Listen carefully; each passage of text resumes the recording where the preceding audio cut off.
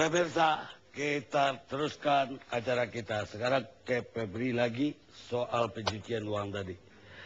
Pekan lalu di sini diskusi kita itu undang-undang pencucian uang itu sebetulnya tujuannya dibikin dulu itu atau memori patolitiknya itu seperti apa sih?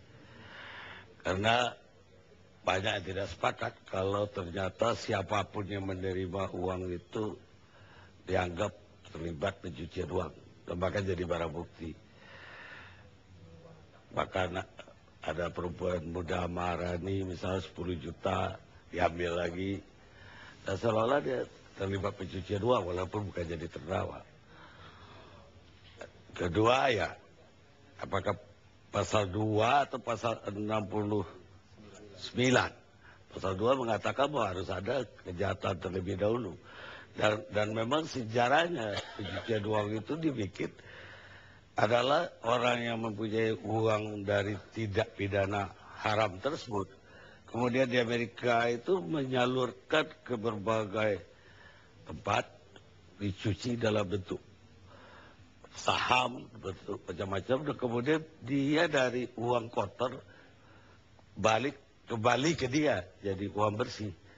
Bukan uang yang dikasih dan kemudian lepas.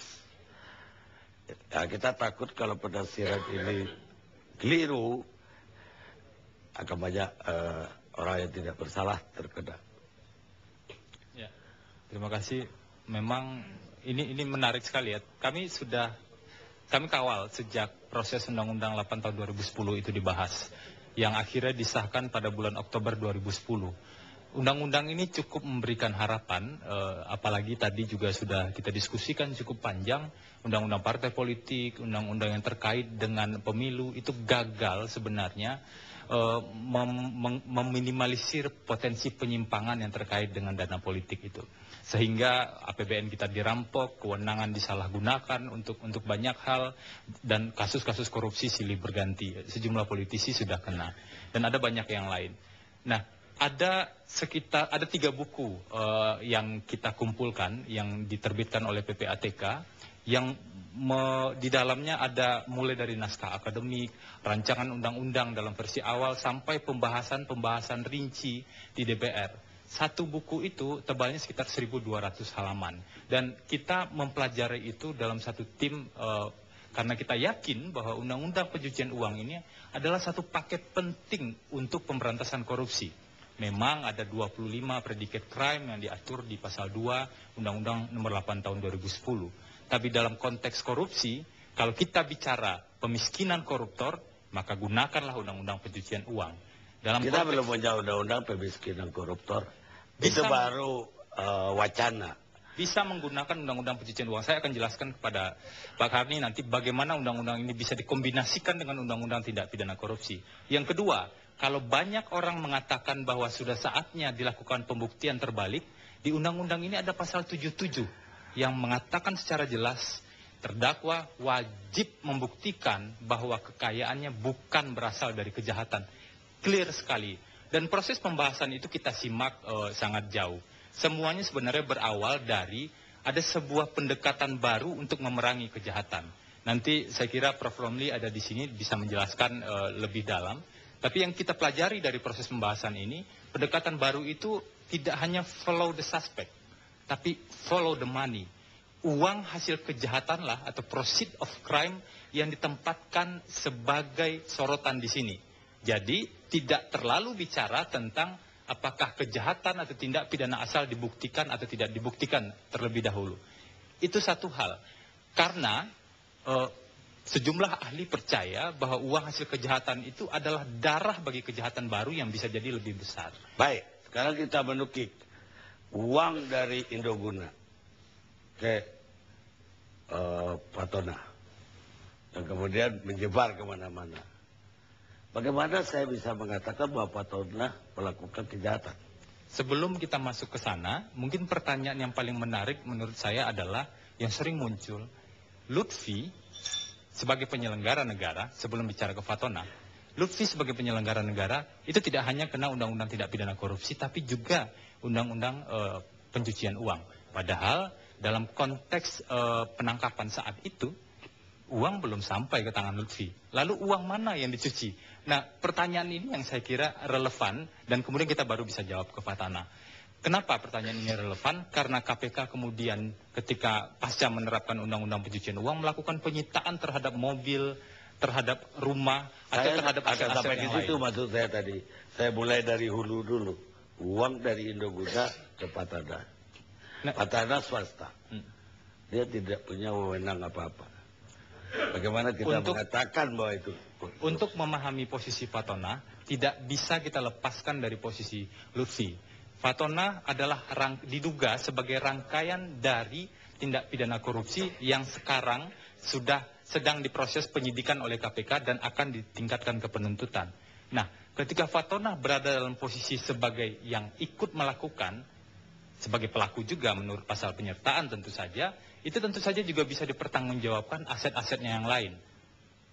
Jika misalnya KPK menemukan ada dugaan, tidak harus dibuktikan terlebih dahulu, tapi pasal 3, 4, dan 5 hanya mengatakan diketahui atau setidaknya patut diduga.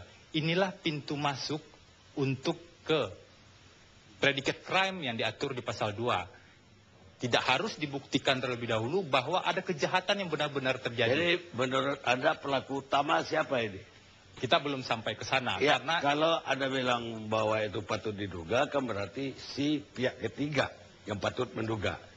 tidak. Fatana atau Lutfi yang pihak ketiga? Saya kira konstruksinya tidak seperti itu. Pertama korupsinya dulu.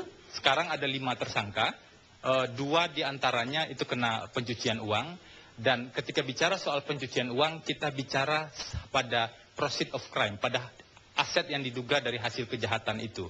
Misalnya Lutfi. Lutfi kan belum menerima itu. Tapi bisakah kita melihat beberapa kasus yang sudah muncul sebelumnya? Tahun 2005 ada kasus Lukman Hakim dan ada pihak penerima pasifnya juga.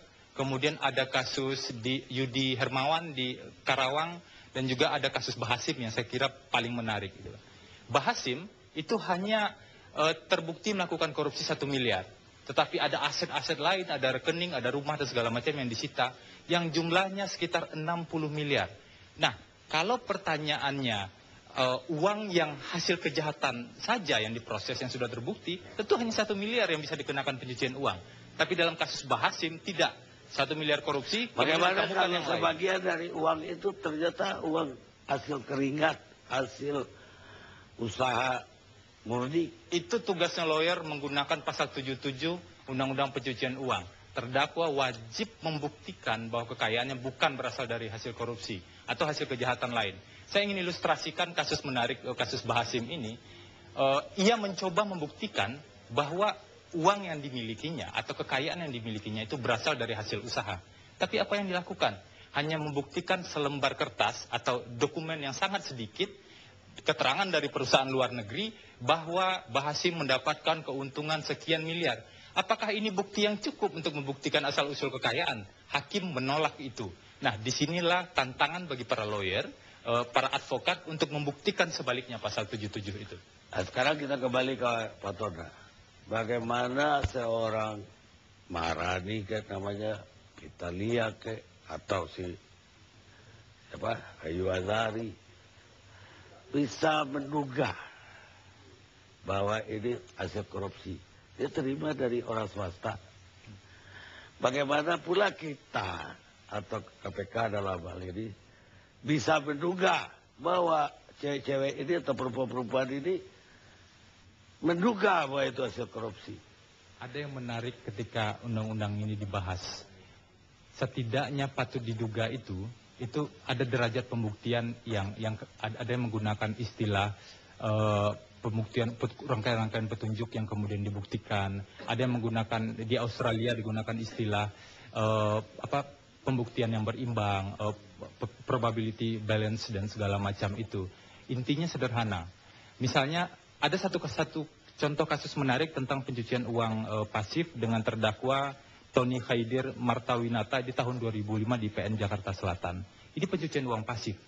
Waktu itu digunakan tentu undang-undang yang lama. Tapi yang sekarang bisa digunakan adalah pasal 5 Undang-Undang nomor 8 tahun 2010. Memang harus dibuktikan nanti bahwa pihak penerima ini Pertama, tentu dia harus bertanya, tiba-tiba saya diberikan mobil jazz sebanyak ini, dan sementara penghasilan Fatona atau penghasilan pejabat yang lain itu tidak bisa dipertanggungjawabkan secara jelas, apakah patut kekayaan itu diterima?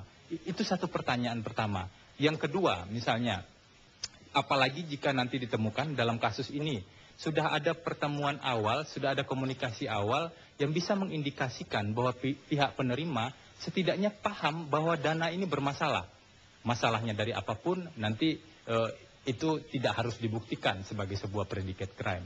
Artinya memang ini pembelajaran yang serius saya kira bagi pihak-pihak penerima, apalagi bagi partai politik. Susah saya bayangkan seorang wanita ketemu laki-laki ngerayu dia, kemudian ngasih dia duit, dia tiba-tiba ini duit ini bermasalah nih. Padahal ini bukan pejabat, bukan anggota DPR kayak Pak Sultan. Kita rehat sejenak.